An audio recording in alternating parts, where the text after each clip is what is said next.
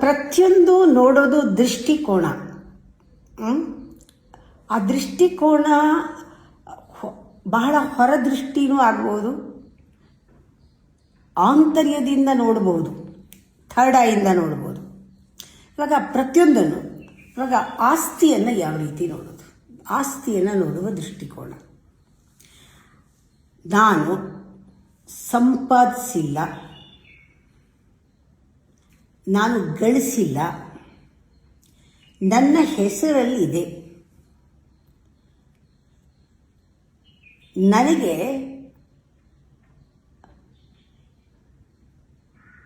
ಅದಕ್ಕೂ ಸಂಬಂಧ ಇಲ್ಲ, ನನ್ನ ಹೆಸರಿಗೂ ಅದಕ್ಕೂ ಸಂಬಂಧ ಇದೆ. ಹೆಸರು ಒಂದು ವ್ಯಕ್ತಿತ್ವಕ್ಕಿದೆ, ಆ ವ್ಯಕ್ತಿತ್ವಕ್ಕೊಂದು ಜವಾಬ್ದಾರಿ ಇದೆ. ಆ ಆಸ್ತಿಗೆ ಒಂದು ಶಕ್ತಿ ಇದೆ, ಯಾಕೆಂದರೆ ಹಣ ಅದಕ್ಕೆ ಶಕ್ತಿ ಇದೆ. ಒಂದು ಶಕ್ತಿ, ಒಂದು ಜವಾಬ್ದಾರಿ ಆ ವ್ಯಕ್ತಿತ್ವಕ್ಕಿದೆ. ಇದು ಸರಿಯಾಗಿ ಎಲ್ಲಿಗೆ ತಲುಪಬೇಕೋ ಅಲ್ಲಿಗೆ ತಲುಪಬೇಕು. ಅಲ್ಲಿವರೆಗೂ ಅದಕ್ಕೆ ಟ್ರಸ್ಟ್, ನಾನು ಟ್ರಸ್ಟಿ, ಐ ಟ್ರಸ್ಟ್, ನನ್ನನ್ನು ನಂಬೋದು. ಅದು ಎಲ್ಲಿಗೆ ತಲುಪಬೇಕೋ ಅಲ್ಲಿಗೆ ತಲುಪಿಸ್ತೀನಿ. ಅವನು ಟ್ರಸ್ಟಿ ಆರ್ ಅವನು ಗಾರ್ಡಿಯನ್, ಯಾಕೆ ನನ್ನ ಹೆಸರಿನಲ್ಲಿದೆ, ನನಗೆ ಜವಾಬ್ದಾರಿ ಇದೆ. ಅದಕ್ಕೊಂದು ಶಕ್ತಿ ಆದ್ದರಿಂದ ಅದಕ್ಕೊಂದು ಪರ್ಪಸ್ ಇದೆ. ಅದನ್ನು ನಮ್ಮ ಹತ್ರ ಬರೋ ಹಾಗೆ ಯಾಕೆ ಮಾಡ್ದ ದೇವರು?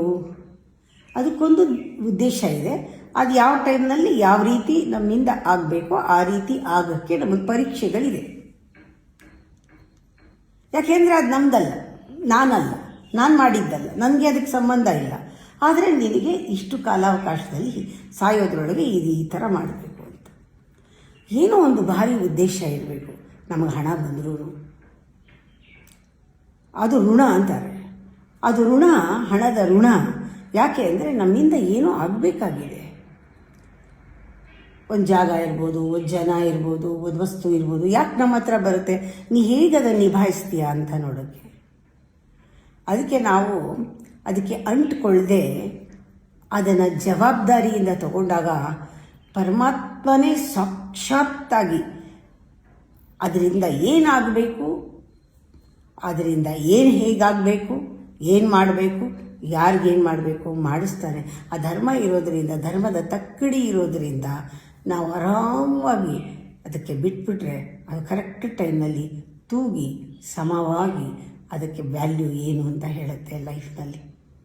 ನೀವು ವ್ಯಾಲ್ಯೂ ಕಟ್ಟಬೇಡಿ, ಯಾವ ಆಸ್ತಿಗೂ ಕಟ್ಟಬೇಡಿ, ಯಾವ ಹಣಕ್ಕೂ ಕಟ್ಟಬೇಡಿ, ಯಾವ ಜನಕ್ಕೂ ಕಟ್ಟಬೇಡಿ. You are not the judge.